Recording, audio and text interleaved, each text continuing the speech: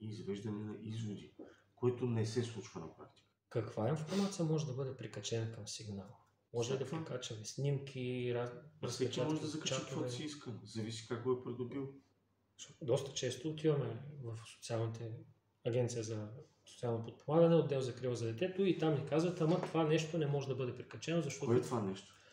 Прикачаме видеа, примерно от бодикамери или разпечатки от чатове и там казват, ама това нещо не се признава като доказателство. Няма такова нещо.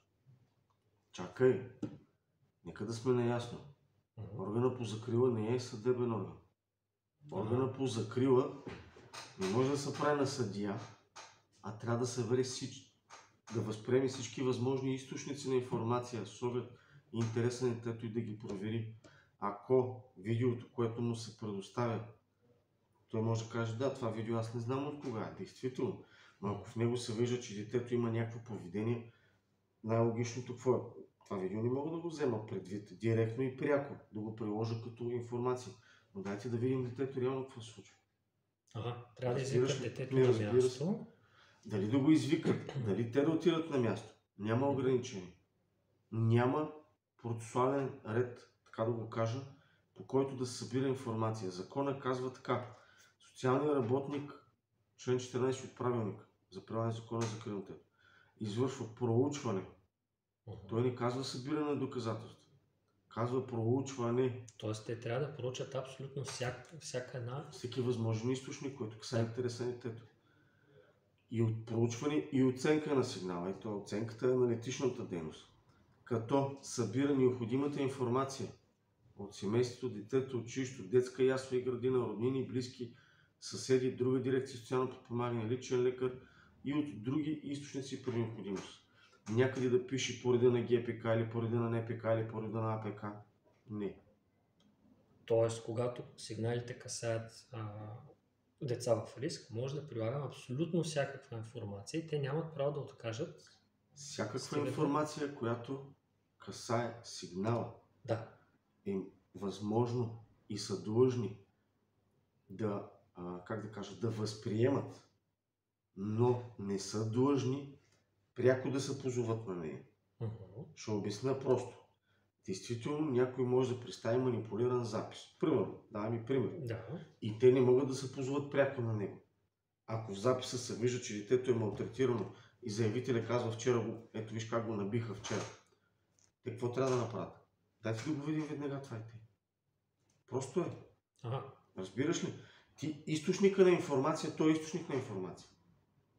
Тук трябва малко да помисля. Тоест това е предпоставка да се задълбае проучването. Точно. Предпоставка да потърсиш потвърждение на информацията, която ти се поднася. Всеки може да и да каже нещо. Той в прокуратурата е така. И в съда по частните наказателни дела всеки може да твърди каквото си иска. Трябва да го докаже. Като не го докаже, плаща сметката или носи административна отговорност или нещо друго.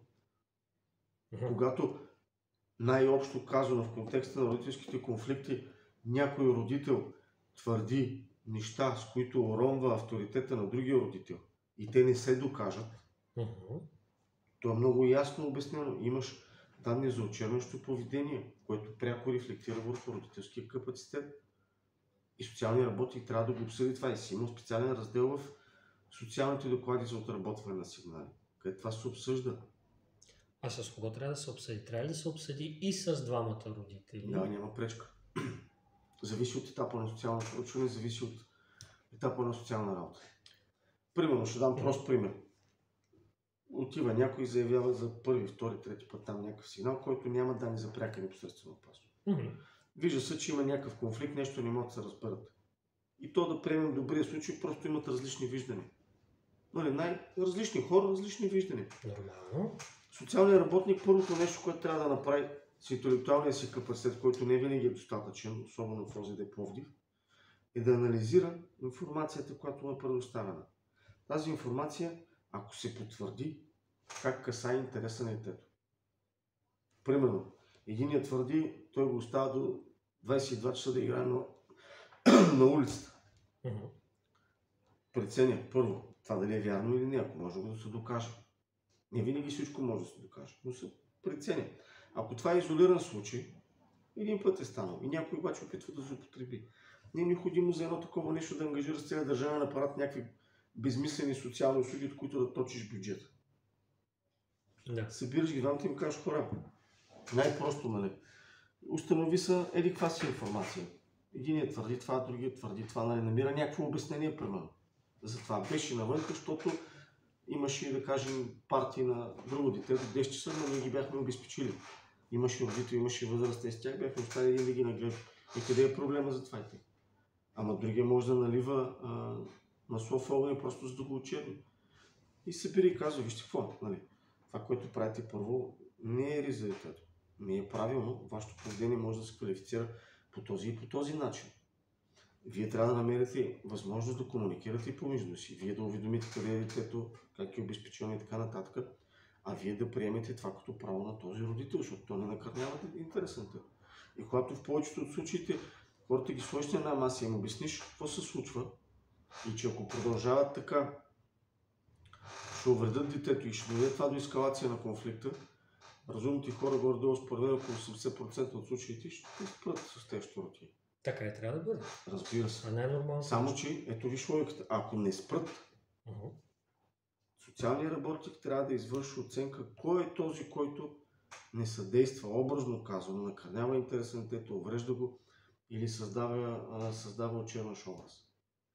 Когато му каже, аз установих, че твоето поведение не отговаря на общо приетото или нарушава закона или по някакъв начин накърнява интерес, и му каже, виж какво господин или госпожо, вашето поведение е такова и такова. Това не е в интерес на детето. Това е една от първите мерки за закрила, информиране и консултиране. И то си е разписано в закона. Така, съдействие, подпомагане и услуги в семейна среда. Името съдействие сега да обяснява. И когато един път приложи този механизъм и се види, че този родител продължава, т.е. той вече осъзнато го прави, тогава се промени мярката за закрила. Тогава може да се издадат предписания на несъдействащия родител. Заповеди. И тогава задействаш цялата административна машина, държавата по закрила. И тогава едно поведение на увреждащия или несъдействащия родител може да бъде санкционирано. Много преди да е станало късно детето да е отчуждено или да не е виждало другия родител с месец или дай си Боже с години.